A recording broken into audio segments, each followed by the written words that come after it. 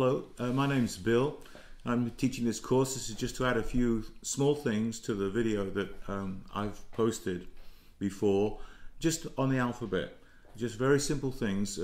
It's a very basic notion that Mount's given us in terms of how to understand the foundation of everything, which is the alphabet. And I'm just going to reiterate what I said in the other video and add a few things. Just some small things in terms of recognizing where your difficulties are. Difficulties, for example, in seeing the difference between an eta and a nu. So that you look at an eta, which is a long E, and you look at a nu, which looks like a V, you recognize that these are two different letters. That eta is the long form of E, the short one, of course, is epsilon. So you have epsilon and eta, and then nu, which is an N sound, is not a V sound. It's those elements that you have to associate or relearn, so to speak, yourself as you look and you see that the eta, which looks a bit like an N with an elongated tail, is not an N at all, it's an E. And the then nu, which looks like a V, is the actual, the appropriate N letter. So it's those things I think that are important, just simple things so that they will come across when you're learning off the alphabet. And I suggest you learning off by memorization, going through it. I went through this in the last video that I've just given you in respect to going over it, writing it out 3 times. As you write it out, you sound out the letters, and then you basically try to write the alphabet out without recourse to anything, see what you can remember. And then, because it's the alphabet, it's so fundamental to everything, I suggest you learn it off by heart. And it works very easy for me to do it in terms of groups of 4. So if you do it in groups of 4, this will facilitate that. I'm thinking of it as you learn it off. Alpha, beta, gamma, delta. Epsilon, zeta, eta, theta. Iota, kappa, lambda, mu. Nu, psi, omicron, pi. Rho, sigma, tau, upsilon. Phi, chi, psi, omega. See, I was thinking of it in 4. Somebody just come to my door, so I've got to go and answer the door. I'll be right back.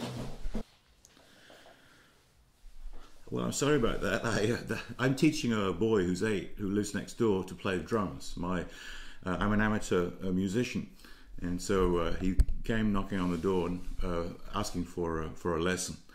Let's see, now where was I? I was basically, saying to you that if you learn off the alphabet in groups of 4 and you get a rhythm to it, and you make it part of yourself. In other words, when you're going for a walk, you're going for a run, or whatever it is you're doing, just learn the thing off, because this will pay dividends later on. Because when you're starting to look through the alphabet in terms of, look through the dictionary in terms of the way that the alphabet will help you is, you'll know immediately, for example, you're looking for a word like Zoe, life, then you're not going to be looking in the quote Z area, which is at the end of the English alphabet. You know, you're going to be looking up the front. And so it really facilitates the ease of going to a dictionary and looking at the first letter to see what that word is by actually knowing the alphabet in a really, really strong way. I've done that with Greek, and I've done that with Hebrew, where I can just learn the thing off, and then it just facilitates how I can do that. The second thing is to recognize where your problem areas are. I brought out the notion of the difference between eta and nu. When that happens, talk to yourself, write it out loud, speaking it, saying it, this is this, this is this, and lock yourself in the room, because people think you're crazy when you're doing this, but you have to use every facility that you've got to learn in this early stage. In other words, you're writing things down. In other words, you're objectifying it from inside of yourself. It's no good to, well, what do students do? Students will, say, get a book, a textbook they've got to read for some course, and they highlight the material. And in highlighting the material, they think that that's all that there is to it. They've not objectified it. What they've done is highlighted it, and then they'll look at it, but the retention will be very minimal. But if you highlight the material, and then you say, now I must write that material out that I've highlighted in a form that I understand, that becomes yours because you objectify it. In the same way, when you take a concept from a book, which is a concept of a squiggle, that's what it is ultimately when you think about it. And that squiggle signifies something that then opens up a whole new world, because you're learning, in a sense, a universe of meaning just from language.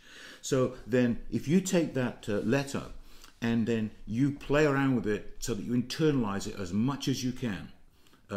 In philosophy, it's sort of known as the principle of intimate engagement. You get inside it, you write it out, you feel what it's like to write out, you know what that nu is, and you look at that and you say, that is not a V, that is an N as you write it, and so forth. And so you speak it out, you write it out, you try and remember it. All those elements that you're doing it by yourself, because as I say, people think you're crazy if you're in a room, you're talking to yourself, but it all pays off, because especially in the early stages of this, memorization is very, very important, because you don't want to be later on looking back and trying to remember things that you knew early on but you've forgotten. In other words, what you do is, this is not like a history book, this is not like a theology development in the sense of that you're studying X number of books and then you write a paper. You build a layer every day in respect to what you know by heart. It's a bit pedantic, it's a bit slow, but it pays dividends, because you're not ferreting around looking for what does this mean, etc. This goes especially with the vocabulary. As I said in the first video, what you do is you learn it off by heart as you go along, and you don't have to do it that long before you get to a point where you start to see how it works in respect to the sentences that you'll be doing. And that's where Mount's book is really, really good. So I've communicated with each of you from this standpoint. Starting then, I'm here as a sort of, a guide on the side. I've taught Greek in lots of different places, but I've never taught it online. So this is a new experience for me as I communicate to you. Contact me anytime that you want, and let's take it week by week to absorb the basic material till we get to a point where we can do translation. Okay, thanks.